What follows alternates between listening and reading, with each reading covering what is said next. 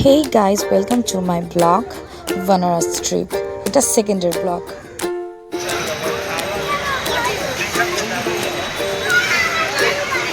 আমরা এখন চলে এসেছি মহাকালেশ্বর মন্দিরে।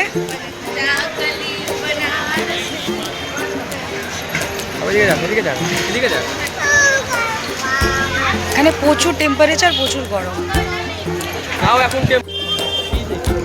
যেহেতু এটা পাথরের রাস্তা, পুরো মন্দিরটাও পাথরের তৈরি, তাই টেম্পারেচারটা এখানে প্রচণ্ড বেশি।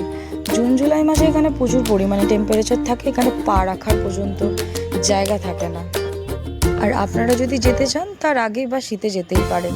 আর এই যে দেখছেন নন্দী, এটা হলো আমাদের ল্যান্ডমার্ক কাইন্ড অফ। কেননা আমরা এই নন্দীকে দেখেই রাস্তা আমরা বুঝতে পারছিলাম যে আমাদের কোন দিকে যেতে হবে। যেদিকে নন্দীর মুখ আছে সেদিকে হচ্ছে মা বাবা কাশী বিশ্বনাথের রাস্তা। এই যে দেখতে পাচ্ছেন কাশী বিশ্বনাথের এটা গেট। আমরা চলে এসেছি কাল ভৈরব বাবার মন্দিরে। আমরা আগে ওনাকে পুজো দেবো, তারপরে কাশী বিশ্বনাথে পুজো দেবো।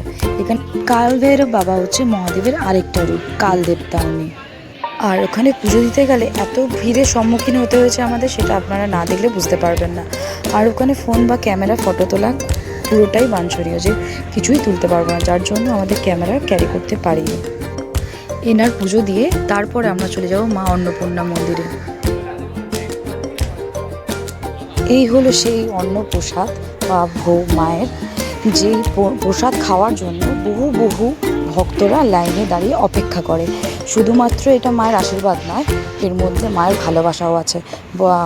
এখানে গিয়ে জানলাম বাবা ভোলেনাথের দর্শন আমরা সবাই করতে যাই, কিন্তু বাবা ভোলেনাথ উনি মা অন্নপূর্ণার দর্শন করতে যান। অতএব মা পার্বতী যিনি সবই, তার দর্শন করতে যান প্রত্যেক দিন।